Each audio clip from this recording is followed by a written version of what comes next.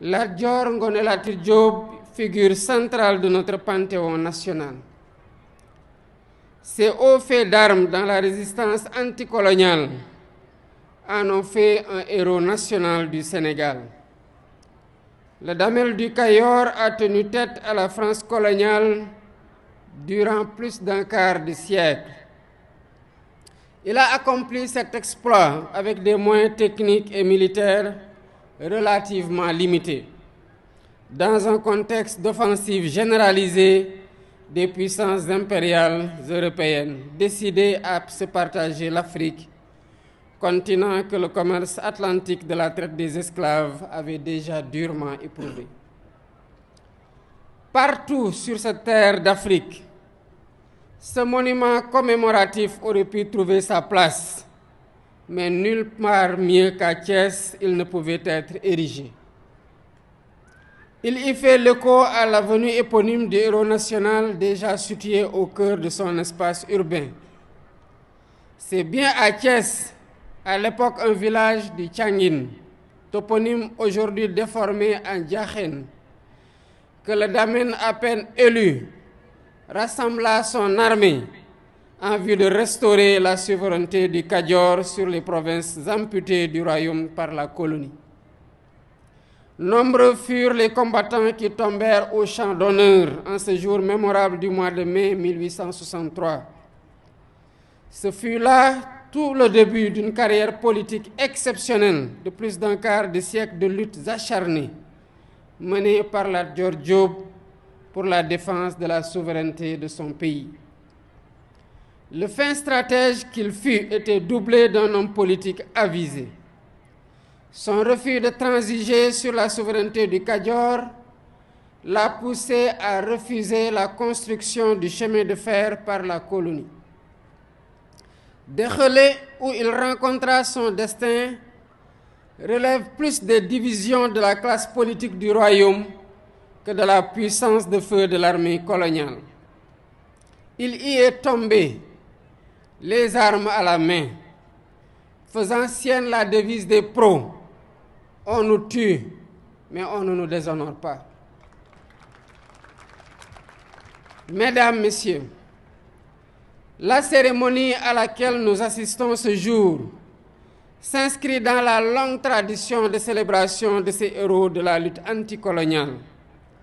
Les récits épiques, transmis de génération en génération par les maîtres de la parole et les travaux des historiens de métier, ont fourni de la matière à travailler aux artistes, aux dramaturges, aux poètes, qui tous en ont tiré des œuvres créatrices de nos imaginaires collectifs.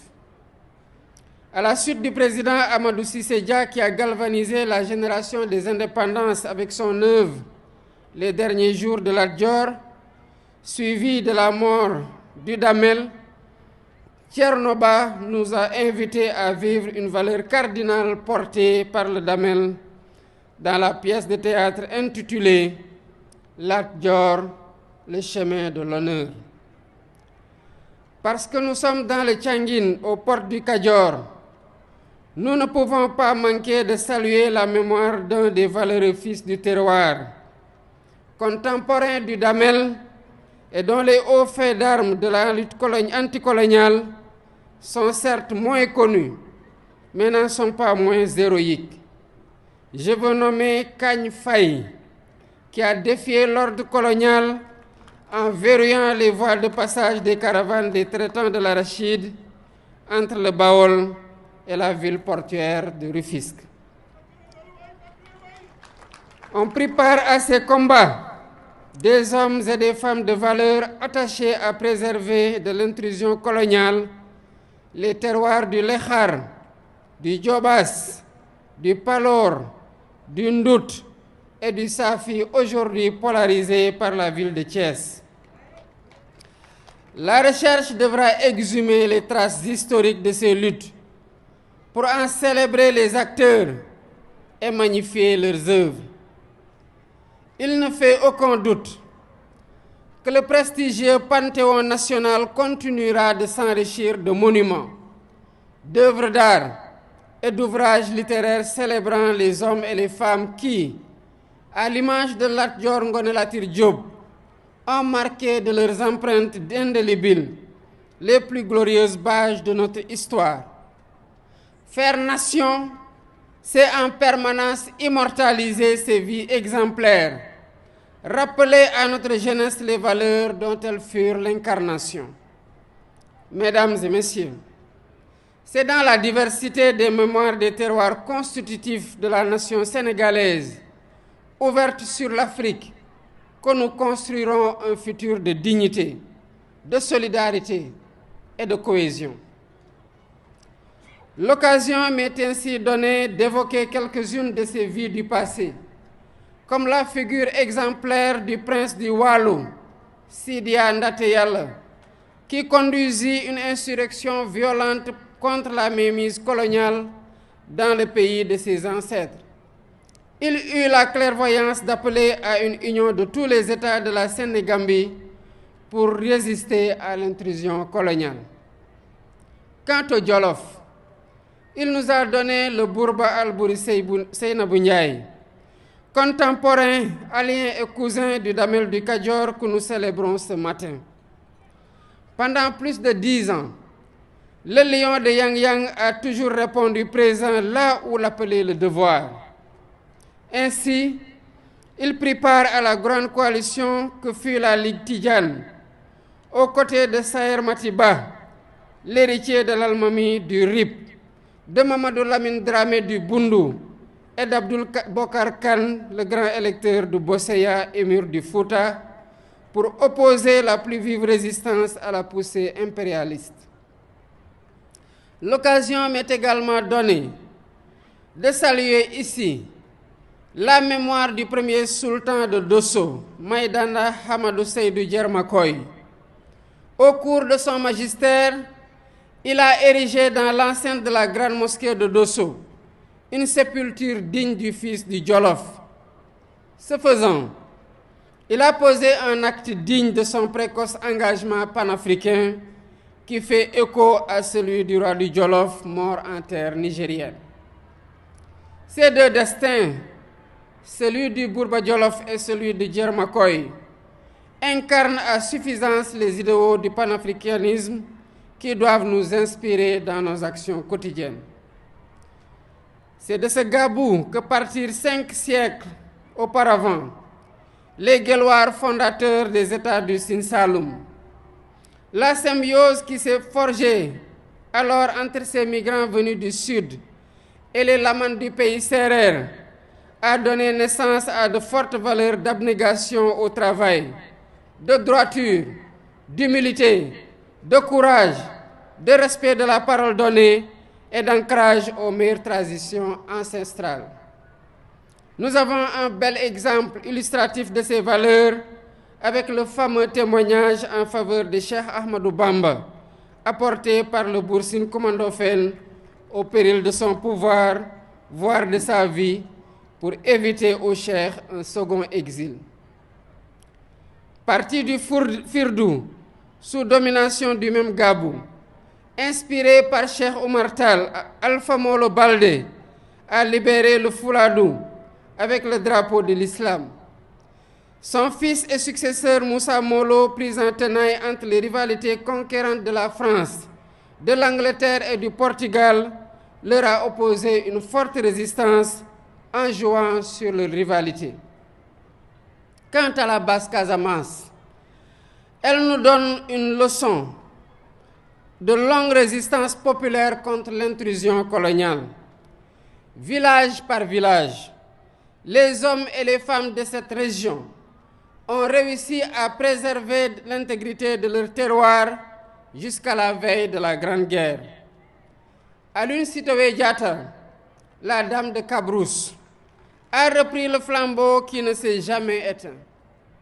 L'histoire retiendra de cette figure historique décédée en déportation au Soudan en 1944 sa farouche lutte contre la remise en cause de la civilisation agraire du terroir, base de la souveraineté alimentaire.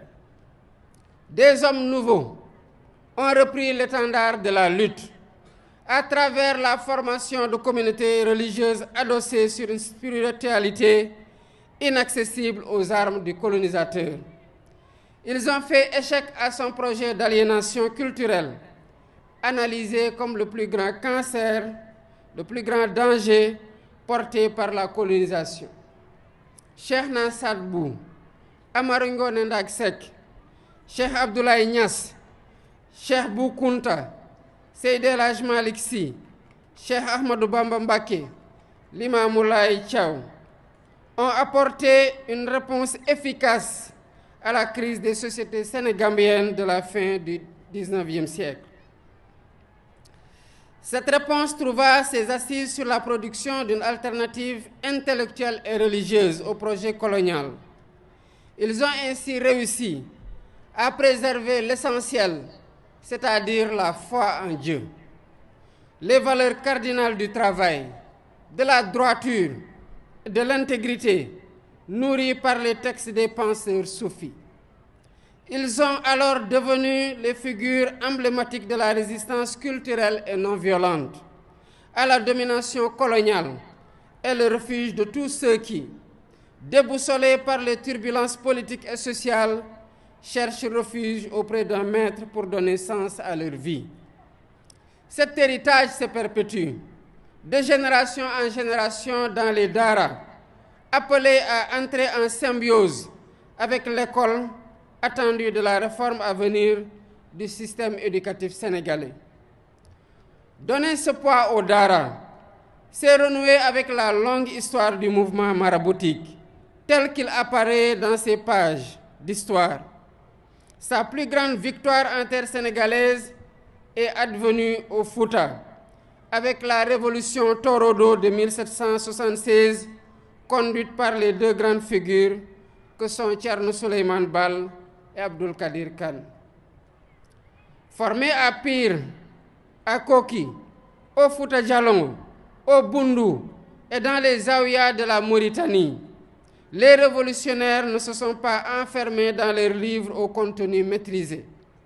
Ils ont élaboré et mis en œuvre un programme de transformation radicale du Fouta, en instituant un système politique électif et décentralisé d'une étonnante modernité. Toutefois, c'est l'éducation qui s'érige comme levier principal de la transformation du système social, avec la mise en place d'un puissant réseau scolaire qui irrigue le Fouta du Dimar au Damga. L'État, comme les collectivités locales, ont pour mission d'enseigner et de faire connaître ce long héritage, dans toute sa complexité, pour inspirer les politiques de transformation de notre société. Mesdames et messieurs, l'initiative du maire Babacar Diop est à citer en exemple à tous les édiles des collectivités locales qui, en cohérence avec l'État, auront à concevoir et mettre en œuvre une politique novatrice de soutien aux industries culturelles. Accompagner les artistes et les créateurs culturels participe à bâtir notre patrimoine matériel et immatériel, le vin incontournable de notre vivre ensemble. Au-delà de la dimension esthétique, l'œuvre que nous avons inaugurée aujourd'hui, à l'image de tant de produits, de l'imagination créatrice de nos artistes, cinéastes, littéraires et porteuses d'une efficace fonction pédagogique dans la transmission de nos valeurs et vertus les meilleures. L'école doit s'emparer de cette mémoire, quel qu'en soit le support, pour former en notre jeunesse les bâtisseurs d'une nation souveraine et ouverte aux idéaux du panafricanisme. Le parrainage de nos rues, de nos places publiques, nos infrastructures sportives et culturelles, de nos écoles et édifices publics et privés, est appelé à davantage puiser ses noms dans ce patrimoine partagé, ce socle de référence collective sur lesquels s'édifie notre imaginaire national et nos convictions patriotiques. Continuer à faire patrie c'est renforcer cette perspective de l'unité à partir de toutes les sources qui alimentent la mémoire nationale forte de sa diversité. Aujourd'hui, nous célébrons Lat Dior Ngoné Latyr Diop, dans une ville où se sont écrites des pages glorieuses de notre histoire. Mesdames et messieurs, Thiès est aussi la ville des cheminots qui se sont illustrés dans tous les combats pour la liberté et la justice sociale. Ils ont payé au prix fort cet engagement militant. Sembène Ousmane a immortalisé la longue grève des cheminots de 1947 dans une œuvre devenue classique, Les bouts de bois de Dieu. Moins connue est la grève de 1938, qui s'est achevée dans un bain de sang le 27 septembre de la même année. Un autre massacre colonial que vous avez immortalisé, Monsieur le maire, avec l'érection d'un monument au bout de l'avenue Aïnina Fall, à l'entrée de la cité Ibrahima Sarr, du nom d'un des leaders de la grève de 1947. Nous étions au crépuscule du Front populaire. Les prodromes des heures sombres de la Deuxième Guerre mondiale assombrissaient l'horizon. Est-il besoin de le rappeler? Le conflit mondial s'est achevé pour l'Afrique avec le massacre de Thiaroye, des tirailleurs sénégalais, le 1er décembre 1944. Nous venons d'en commémorer le 80e anniversaire afin que jamais ne s'éteigne la contribution des hommes et des femmes d'Afrique à l'édification d'un monde toujours plus humain parce que plus juste.